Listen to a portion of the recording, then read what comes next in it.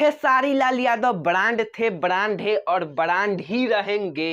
ऐसन हम ना खेसारी लाल के फैन बोला तरसन। यहाँ पे आने के बाद जब बताइए पहला शो ही हाउसफुल चल रहा है और कम से कम यहाँ पे 200 लोग हैं। भाई लोग खेसारी लाल के फरिश्ता मूवी हर सिनेमा हॉल में धमाल मचा देले बा। और एक बात हम लोग से कहल चाहता नहीं कि बिहार के पूरा सिनेमा हॉल हाउसफुल हो गई बा। पवनवा में निरहुआ में कहाँ दम था, पवनवा में निरहुआ में कहाँ दम था। जहाँ भाई खेसारी भाई खड़ा होता उसका कहाँ औकात था।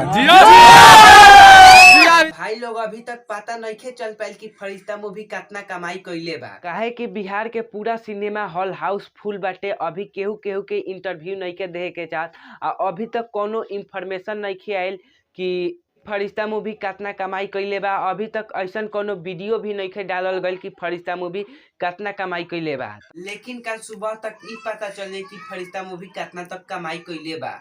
अगर तू लोग खेसारी लाल के बिग फैन है लोग तब वीडियो के लाइक चैनल के सब्सक्राइब कर लोग। काहे कि खेसारी लाल से रिलेटेड हर वीडियो आवत रही है पे फरिश्ता मूवी संघर्ष 2 के भी रिलेटेड पे वीडियो आवत रही। तो तू लोग वीडियो के लाइक चैनल के सब्सक्राइब कर लोग।